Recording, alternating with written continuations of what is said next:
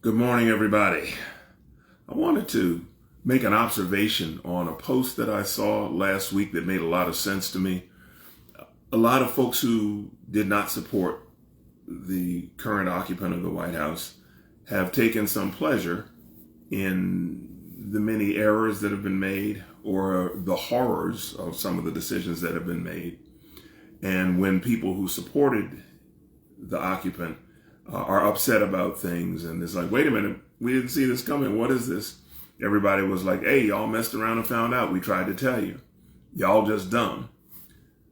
But this post made a lot of sense to me.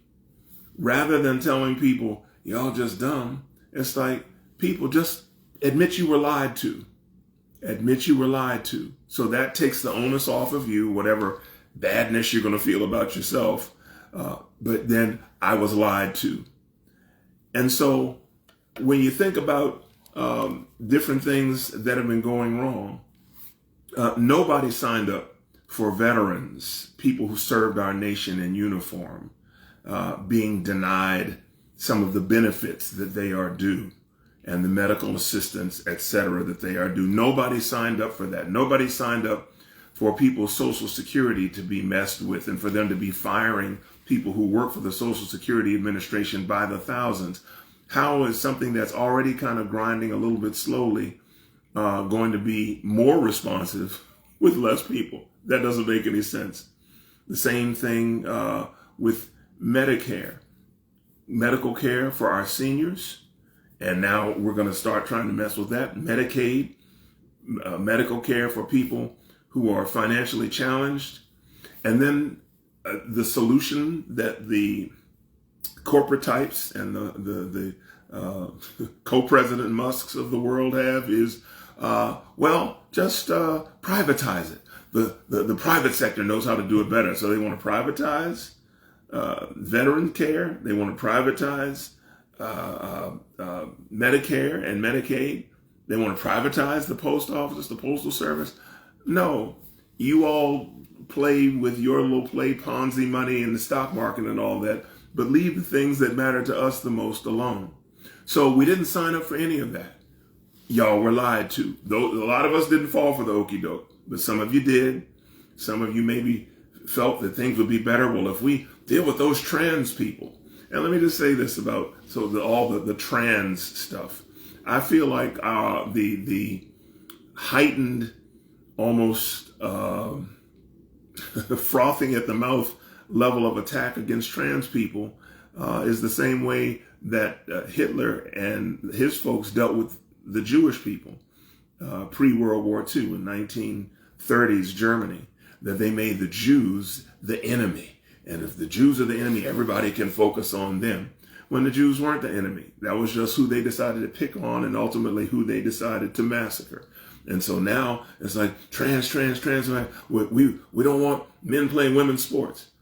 And I forget what the figure was. I saw it on an ESPN show talking about it last week. I think it was like 500,000 people playing college athletics. And I think there are 10 whole people who are transgender playing in college sports. 10 out of over 500,000. And they want to make this an area of focus. That's just dumb. But anyway, we were lied to. Y'all were lied to. For those of you who fell for the okie doke, what do we do now? And then here's the other thing. I wanted to just touch on very quickly for anybody who's been paying attention to the stock market lately. The stock market performance at the end of President Biden's administration. So we'll go with Friday, the 18th of January. The Dow closed at 43,487. And the high point that the Dow reached in history during President Biden's administration was 45,073 on December 4th.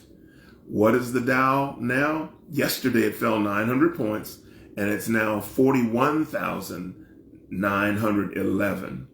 And NASDAQ went from 19,630 to 17,468. What does that tell us? What does that show us? And the dollar, by the way, is at its lowest level in 2 years compared to other currencies in the world. What that tells us is that for you folks who thought you were putting a business genius into office, You know, the guy that bankrupted companies several times, he's in the process of bankrupting the United States of America.